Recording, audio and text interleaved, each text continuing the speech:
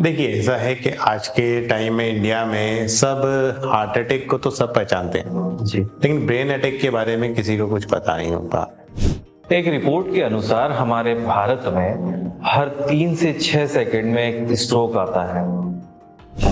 लोग इसमें भी बड़ा प्रॉब्लम है हमारे देश में। लोग सबसे पहले सोचते हैं कि हम किसी छोटी जगह दिखा लेते हैं, शायद ठीक हो जाए। लेकिन आप सोचिए, अगर वहां से बड़े हॉस्पिटल में जाने में अगर 1 घंटा लगता है तो कितने आपका ब्रेन के सेल्स परमानेंट डैमेज हो चुके हैं। स्ट्रोक, पैरालिसिस, फालिश, लकवा सब अलग अलग नाम से जाना जाता है। नाम बहुत बड़े हैं, लेकिन इसके बारे में कोई बहुत कम अवेयरनेस है, स्पेशली हमारे देश में। तो एक रिपोर्ट के अनुसार हमारे भारत में हर 3 से 6 मिनट में स्ट्रोक के कारण, जी हाँ, स्ट्रोक यानी जिसे हम पैरालिसिस बोलते हैं या जिसे लकवा बोलते हैं, उसके कारण एक मृत्यु होती है। तो अगर हम समय पे नस खोल दें, अगर जस्ट आप सपोज कीजिए अगर हमने नस खोल दी तो जो हिस्से में परमानेंट डैमेज हो गया वो तो बहुत कम है, लेकिन जो 80-90% जो हिस्सा है जिसमें बहाव कम हुआ, उसमें हम वापस ब्लड फ्लो अगर हमें चालू कर दिया तो वो पेशेंट तो ठीक हो सकता है। तो सोचिए, जो समय पे पहुंचा उसका 80 से 90% हिस्सा फिर भी हम बचा सकते हैं। जो लेट पहुंचा तो उसको वो 80% हिस्सा भी हम बचा नहीं पाएंगे। तो time is brain, 1 minute equal to 1 million of neurons.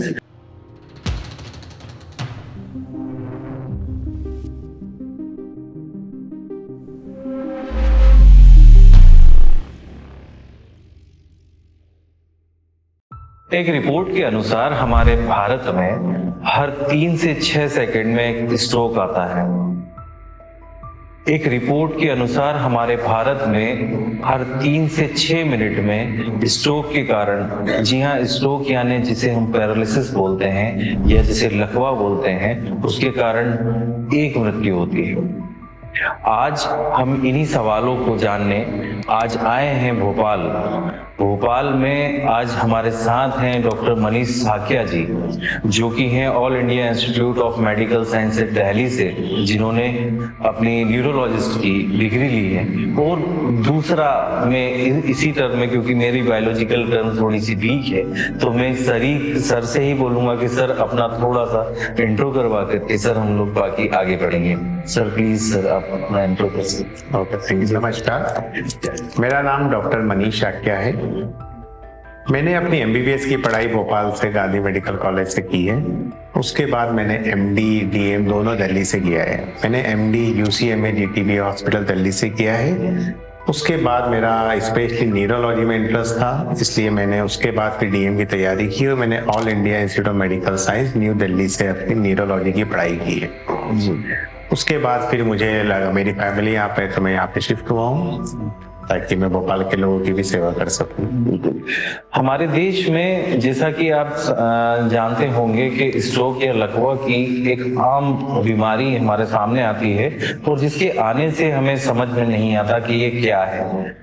दूसरा, कि स्ट्रोक आने के बाद हम लोग क्या करें क्या ना करें कुछ समझ में नहीं आता। अगर स्ट्रोक आया है तो वो उसे जानें कैसे। इन सभी सवालों के साथ आज हम जानेंगे इन सभी सवालों के जवाब। नमस्कार, मेरा नाम है निखिल और आप देख रहे हैं एनवाइस इंडिया और हमारे साथ है डॉक्टर मनीष साकिया जी। सर पहले तो बहुत बहुत स्वागत है। और दूसरा, सबसे पहले मेरा यही सवाल है आपसे सर कि स्ट्रोक या जिसे हम लकवा बोलते हैं या पैरालिसिस बोलते हैं, ये क्या होता है और ये जब आता है तो हम कैसे समझ पाए एक आम आदमी के नाते कि ये क्या चीज है? अच्छा, देखिए, ऐसा है कि आज के टाइम में इंडिया में सब हार्ट अटैक को तो सब पहचानते हैं जी, लेकिन ब्रेन अटैक के बारे में किसी को कुछ पता नहीं होता। तो ब्रेन अटैक में क्या होता है, हमारा ब्रेन शरीर के हर हिस्से को कंट्रोल करता है। अचानक से अगर कोई भी ब्रेन का हिस्सा काम करना बंद कर दे तो जनरल लैंग्वेज में लोगों के हिसाब से उसको हम स्ट्रोक बोलते हैं। स्ट्रोक, पैरालिसिस, फालिश, लकवा सब अलग अलग नाम से जाना जाता है। नाम बहुत बड़े हैं, लेकिन इसके बारे में कोई बहुत कम अवेयरनेस है, स्पेशली हमारे देश में। तो आजकल बाकी कंट्रीज तो बहुत आगे पहुंच गई, लेकिन इसके लिए हमारे यहाँ अवेयरनेस की बहुत ज्यादा कमी है जी। स्ट्रोक में इसको अगर समझना चाहें तो सिंपल, हमारे जो घर में सबके रूम में वॉशरूम तो होता ही है। अगर बाई चांस हमारा वॉश बेसिन है तो उसमें 2 तरह से प्रॉब्लम हो सकता है। या तो फर्स्ट तो ब्लॉक हो जाएगा, तो क्या होगा, पानी आगे नहीं जा पाएगा। है ना। या दूसरा, अगर उसमें कहीं पे लीकेज हो गया तो पानी भर जाएगा। इसी तरह से हमारे ब्रेन में होता है। ब्रेन के दिमाग के हर एक हिस्से को खून की नलियां सप्लाई करती है, कुछ आगे कुछ पीछे। हमारी खून की नलियों में भी इसी तरह से प्रॉब्लम होती है। या तो किसी कारण से उसमें ब्लॉकेज हो जाएगा जिसकी वजह से आगे खून नहीं बहेगा, तो खून नहीं बहेगा तो ब्रेन काम करना बंद कर देगा, ब्रेन का हिस्सा। उसी तरह जैसे लीकेज हमारे घर में होता है, वैसे हमारे ब्रेन में भी हो सकता है। ब्रेन एक खून की नस कोई सी कहीं से फट गई तो उसकी वजह से क्या होगा, ब्रेन में ब्लड लीक कर जाएगा। इन दोनों को ही हम स्ट्रोक बोलते हैं। हमारे देश में 80 से लेके 85% केसेस में ब्लॉकेज स्ट्रोक होता है, या मेडिकल टर्मिनोलॉजी में इसको इस्चेमिक स्ट्रोक बोलते हैं। जो लीकेज स्ट्रोक होता है इसका दूसरा नाम हेमरेजिक स्ट्रोक होता है। ये 10 से 15% केसेस में ही होता है, और दोनों के लक्षण बहुत डिफरेंट हो सकते हैं। जी, अच्छा। तो सर जैसे कि अगर किसी को स्ट्रोक आ रहा है, क्योंकि ऐसा देखा गया है कि जैसे कि आज के समय में हमारे देश में हार्ट अटैक के भी काफी केसेस आते हैं, लेकिन उसमें ये समझ में आता है कि कोई को हार्ट में कोई पेन हो रहा है तो हम उसको समझ सकते हैं, या किसी को बहुत वो बेहोश हो सकता है, लेकिन जब स्ट्रोक आता है तो उसको कैसे पहचाने सर? देखिए, स्ट्रोक पहचानना बहुत ही आसान है अगर आपको थोड़ा सा अवेयरनेस हो तो। जी, स्ट्रोक पैरालिसिस, इसको पहचानने के लिए पूरे ऑल ओवर द वर्ल्ड एक सिंपल निमोनिक्स दिया गया है जिसको बोलते हैं B fast. B means balance, E means eye means देखना बंद हो जाता है, तीसरा एफ मीन्स फेशियल, मुंह टेढ़ा हो जाता है, ए मीन्स आर्म जो है हाथ पूरी तरह उठ नहीं पाता है, एस मीन्स स्पीच, बोलने में दिक्कत है, टीच टाइम। हमारी मेडिकल टर्मिनोलॉजी में टाइम का बहुत इंपॉर्टेंस है जी। Time is brain. हर 1 मिनट में ब्रेन के 1 मिलियन न्यूरॉन्स डेथ होते जाते हैं। अगर हम समय पे पहुंचे, सोचिए आप ये 10 मिनट बाद पहुंचे तो आपके ऑलरेडी 10 मिलियन न्यूरॉन्स तो काम करना बंद कर चुके होंगे। और इसमें सबसे इंपॉर्टेंट समझने के लिए एक और सबसे इंपॉर्टेंट होता है सडन या अचानक वर्ड। कोई भी मरीज जब आता है हमारे यहाँ तो यही बोलता है, अचानक से चल रहे थे, चलते चलते अचानक से लड़खड़ाने लग गए, अचानक से बोलना बंद कर दिया, या बोल तो रहे हैं अचानक से उनकी आवाज समझ में नहीं आ रही है, या अचानक से चल रहे थे हाथ से कुछ चीज उठा रहे थे खाने के लिए, हाथ उठना बंद हो गया, अचानक से चलने में चलते चलते हमारी एक साइड की चप्पल निकल गई।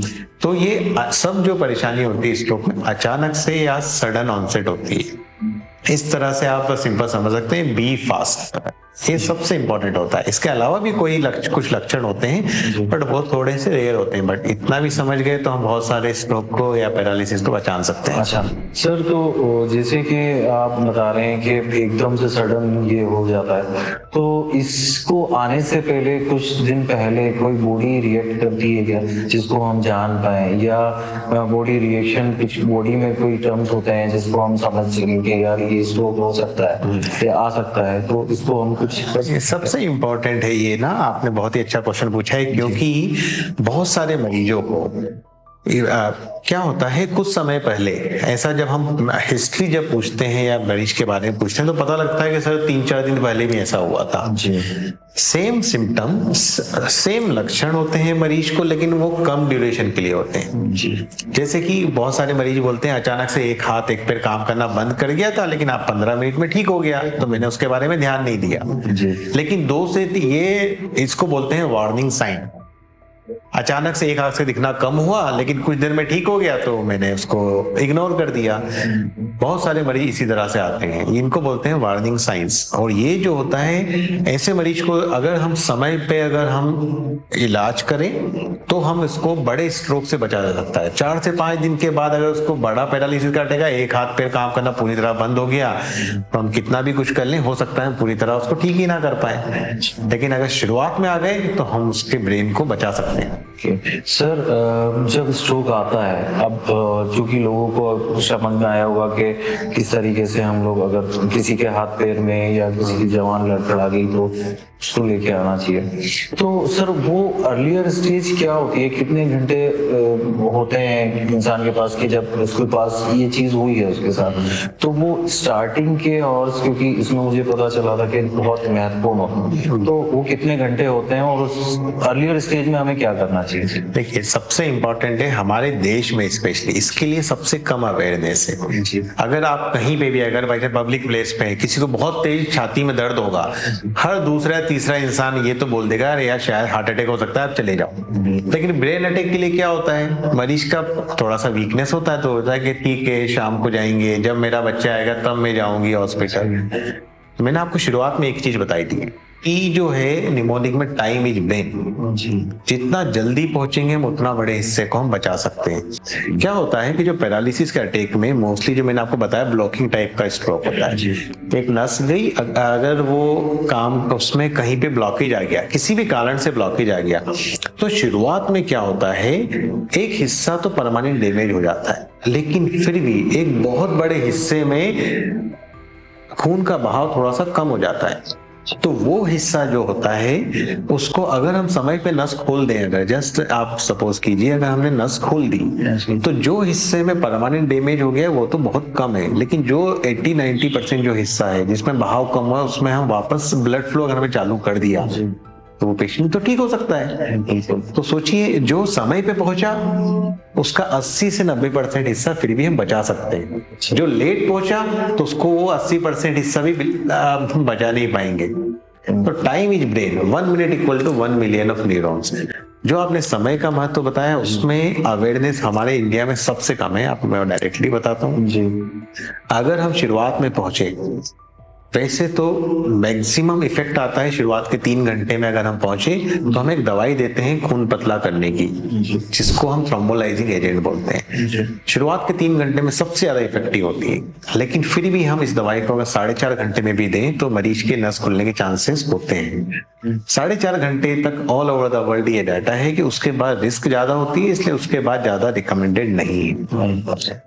लेकिन इसमें एक और जो समस्या है वो एक और सबसे इंपॉर्टेंट जिसके बारे में नहीं पता होता लोगों को, अगर हमारी कोई सी बड़ी नस ब्लॉक हुई जैसे कि आप गर्दन के यहीं पे बंद हो गई तो आप सोच के रखिए कि आधा हिस्सा दिमाग का काम करना बंद कर गया। ऐसे अगर हम उसके लिए क्या करते हैं, एक टेस्ट करते हैं angiography, MR angiography, CT angiography. अगर उसमें कोई ब्लॉकेज आ रहा है तो हम इस नस को खोलने के लिए एक टेक्निक होती है जिसको बोलते हैं मैकेनिकल थ्रोम्बेक्टोमी। इसमें हम वायर के थ्रू जाते हैं, वो इस थक्के को निकाल सकते हैं। इसके लिए जो टाइम पीरियड काफी ज्यादा है, अच्छा 6 घंटे तक करें तब तो बहुत इफेक्टिव है ही सही, लेकिन कुछ नसों में हम 24 घंटे तक कर सकते हैं। अच्छा, तो सबसे इम्पोर्टेंट क्या है, जब पता लगे तुरंत ऐसे अस्पताल में जाइए जहां पे हम स्ट्रोक पैरालिसिस का ट्रीटमेंट कर सकते हैं।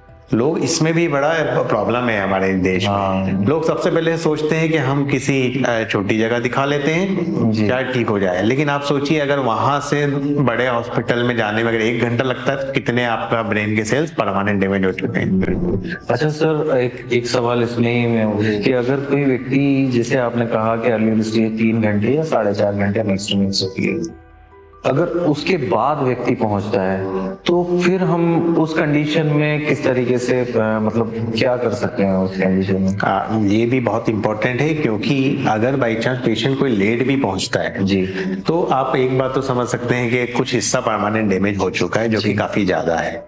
लेकिन जब पैरालिसिस होता है तो उसके कॉम्प्लिकेशन भी बहुत ज्यादा होते हैं। जो शुरुआत के जैसे कि एक हिस्सा काम करना बंद किया, बड़ा हिस्सा काम करना बंद किया, ब्रेन के आधा हिस्से ने काम करना बंद कर दिया, तो उसके बाद फिर क्या होता है कि उसके आसपास सूजन चालू हो जाती है, और सूजन जो चालू होती है वो सबसे ज्यादा 3 से 7 दिन के अंदर होती है। अच्छा, तो आप सोचिए अगर बाई चांस सूजन है तो उसके लिए हम एक छोटा ऑपरेशन कर सकते हैं जिसमें हड्डी निकाल सकते हैं, बट ये जिसने समय पे ऑपरेशन कराया उसकी हम जान जरूर बचा सकते हैं। तो अगर हम लेट भी पहुंचते हैं तो सबसे इंपॉर्टेंट तो ये है कि जो स्ट्रोक के लाइफ थ्रेटनिंग कॉम्प्लिकेशन है उसको समय पे अगर हमने ट्रीटमेंट किया जी। तो हम पेशेंट की जान बचा सकते हैं। सर एक चीज ये भी होता है कि जैसे मैंने आपसे अभी पूछा था कि अर्लियर स्टेज में, क्योंकि हमारे देश में हर कोई तो शहरों में रहता नहीं है और उसके बाद मेडिकल कंडीशंस उसकी इतनी अच्छी होती नहीं है, तो कई बार गांव में अवेयरनेस भी नहीं होती है इन चीजों को लेकर के। तो जैसे कि किसी को लकवा आ गया या किसी को पैरालिसिस आ गया तो वो कोई देव स्थान पे या कोई ऐसे जगह पर हमारे देश में काफी ये मान्यताएं हैं कि यहाँ पर जाओगे तो यहाँ से हो जाओगे, फला जगह जाओगे। तो इसको आप कैसे देखते हैं? क्योंकि सर जैसा कि आपने बताया है कि स्टेज अर्लियर स्टेज बहुत महत्वपूर्ण है इसमें, बहुत। और अगर वो नहीं पहुंचता है और वहां चला जाता है, अच्छा इसमें एक ट्विस्ट ये भी है सर कि कई जगहों पे ऐसा माना जाता है या देखा जाता है कि वहां पर गए और वो सही हो गया, बिल्कुल। तो अब वो 10 में से गए अगर एक भी हो गया तो वो प्रभावित तो हजारों को कर रहा है ना सर, तो उसको कैसे आप देखते हैं? देखिए ये बहुत हमारे देश में ये सबसे बड़ी प्रॉब्लम है जी। क्या होता है, मैंने आपको बताया ब्रेन का कोई हिस्सा काम करना बंद किया, उसकी वजह से पैरालिसिस हुआ। जी। लेकिन आप सपोज कीजिए जो हम बात कर रहे थे तो बड़ी बड़ी बीमारी की, अगर कोई छोटा से हिस्से ने काम करना बंद किया तो ब्रेन की खुद की पावर होती है कि वो उसको खुद रिकवर करने लगता है। कुछ मरीज को अगर छोटा स्ट्रोक है तो कुछ मरीज को 2 दिन में, कुछ को 10 दिन में, कुछ मरीज को 15 दिन में ठीक हो जाता है। होता क्या है, मरीज गए उसके बाद फिर 10 से 15 दिन के बाद जो भी झाड़ फूक, जो भी अंधविश्वास करते में उलझे हुए हैं लोग, उनका ट्रीटमेंट किया, 15-20 दिन 1 महीने में पेशेंट ठीक हो जाता है। एकदम सही बोल रहे हो आप जी। लेकिन अगर छोटा स्ट्रोक है तो उसमें तो अगर वो कहीं पे नहीं जाएगा, कोई दवाई नहीं खाएगा, तो भी ब्रेन की पावर है अपने आप को रिकवर करने की, वो तो पेशेंट ठीक हो जाएगा। आप कुछ भी नहीं करोगे तो दिस इज सिंपल कोइंसिडेंस।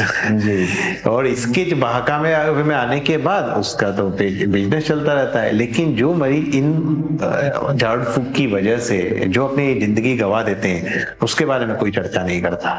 अच्छा। ये सबसे इम्पोर्टेंट है कि अगर कुछ नहीं भी करेंगे तो इसको हमारी मेडिकल टर्मिनोलॉजी में सिर्फ कोइंसिडेंस बोलते हैं। और सिर्फ जो गुमराह करते हैं, जो बाबा लोग हैं, उनका तो बिजनेस से चलता है, क्योंकि 10 में से 7 स्ट्रोक तो अगर छोटे हैं तो वो घर पे भी ठीक हो जाएंगे। जी।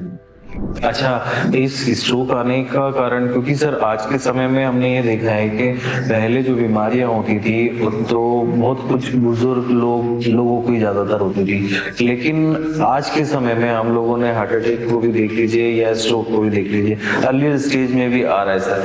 तो एज फैक्टर कुछ काम करता है क्या इसमें कि कोई बुजुर्गों को ही होगा या यूथ को भी होता है? बिल्कुल, ये एकदम मिथ है कि ये पैरालिसिस का अटैक सिर्फ बुजुर्गों या ओल्ड एज में होता है। आज के जमाने में यंग एज में भी बहुत कॉमन है स्ट्रोक होना। स्पेशली जब से हमारे लाइफ के रिस्क फैक्टर बड़े हैं, जैसे कि smoking, alcohol, sedentary life style, and specially young age में हार्ट की परेशानी, यदि किसी को वॉल्व की दिक्कत है या फिर किसी को उसमें हार्ट की रिदम की दिक्कत है, तो उस कंडीशन में किसी भी उम्र पे हो सकता है, 20 साल में भी हो सकता है, 30 साल में भी हो सकता है, या फिर कोई किसी को फैमिली में ही कोई किसी जीन की प्रॉब्लम है, जेनेटिक फैक्टर बोलते हैं इनको, उसमें क्या होता है उस फैमिली में ही यंग एज में पैरालिसिस के अटैक, हार्ट अटैक के कॉमन होते हैं। तो लोग आजकल ये सब बिल्कुल ऑब्सोलेट हो चुका है, यंग एज में भी स्ट्रोक होता है। और सोचिए ओल्ड एज में तो फिर भी बहुत सारे लोग हो सकता है रिटायर हो गए, हालांकि यंग एज में जो हो सकता है कि वो अकेला कमाने वाला इंसान, वो कैसे काम करेगा, एक हाथ पे काम करना बंद कर दिया था। और तो सर जैसे अगर ये चीज स्ट्रोक है सर, तो हम इससे कैसे अवेयर रह सकते हैं सर और इन कैसे बच सकते हैं? अच्छा, ये तो अब मैं आपसे पूछूंगा ही, लेकिन इससे पहले मैं आपसे इस स्ट्रोक आने के कारण क्या क्या हो सकते हैं सर, मेजरली कारण क्या क्या हो सकते हैं आज के समय में, क्योंकि हार्ड एंड फास्ट लाइफ हो गई है सर और हम लोग देख रहे हैं, तो किस टाइप से इसके कारण पैरालिसिस या स्ट्रोक के लिए जो कारण होते हैं उसको 2 में डिवाइड करते हैं हम। एक होता है नॉन मॉडिफाइबल रिस्क फैक्टर, जिसका हम कुछ नहीं कर सकते, सिंपल बात है, जैसे कि उम्र का बढ़ना, आपका मेल सेक्स, तो इनका हम कुछ नहीं कर सकते। जो जेनेटिक, जिसका जीन में प्रॉब्लम है, उसका आप कुछ नहीं कर सकते। तो आई थिंक इसको डिस्कस करने का फायदा नहीं है। सबसे इंपॉर्टेंट होता है सेकंड, मॉडिफाइबल रिस्क फैक्टर, जिसको अगर हम मॉडिफाइबल रिस्क फैक्टर को खत्म करें तो इनकी वजह से जो पैरालिसिस होता है उसको 80% तक कम किया जा सकता है। अच्छा। जैसे कि सबसे इंपॉर्टेंट रिस्क फैक्टर होता है हाइपरटेंशन या ब्लड प्रेशर। ब्लड प्रेशर की वजह से सबसे ज्यादा स्ट्रोक होते हैं। जो मैंने आपको एक स्ट्रोक बताया था जिसमें ब्लड में लीकेज हो जाता है, हेमोरेजिक स्ट्रोक, वो मैक्सिमम हाइपरटेंशन की वजह से ही होता है। अच्छा। तो हाइपरटेंशन में हेमोरेजिक स्ट्रोक भी बहुत होता है, इस्केमिक स्ट्रोक भी बहुत ज्यादा होता है। डायबिटीज होना, शुगर की वजह से हमारी खून की नस पतली हो जाती है, उसकी वजह से हो जाता है। कोलेस्ट्रोल के बढ़ने की वजह से पैरालिसिस हो जाता है। कुछ आपका स्पेसिफिक कुछ डाइट, जैसे कि आपका अगर किसी कुछ ज्यादा अगर अलग अलग खा रहे हैं, मोटापे की वजह से स्ट्रोक हो जाता है। ओबेसिटी बहुत इंपॉर्टेंट रिस्क फैक्टर है हमारे यहाँ पे। सेडेंटरी लाइफ स्टाइल, उसकी वजह से भी हमारा स्ट्रोक के चांसेस बढ़ जाते हैं। कुछ addiction like smoking, alcohol, India में बहुत इंपॉर्टेंट रीजन होते हैं यंग स्ट्रोक के लिए। तो इन सभी रिस्क अगर हम इनसे बचें तो इनकी वजह से जो पैरालिसिस होता है उसको हम 80% तो कम कर ही सकते हैं। जिसका हम कुछ नहीं कर सकते एज का, तो उसको कुछ नहीं करना है उसको, लेकिन जिससे बच सकते हैं वो तो उससे तो बचना ही चाहिए ना। अच्छा सर, आपने जेनेटिक जो बताया है कि जेनेटिक प्रॉब्लम है, तो वो तो फिर उसमें तो अगर जिसके परिवार में या किसी के जेनेटिक या जनरेशन में किसी को आया है, तो वो व्यक्ति जो जिनके परिवार में या जिनके उसमें आया हुआ है किसी को स्ट्रोक, तो वो लोग कैसे अवेयर रहे हैं स्ट्रोक से?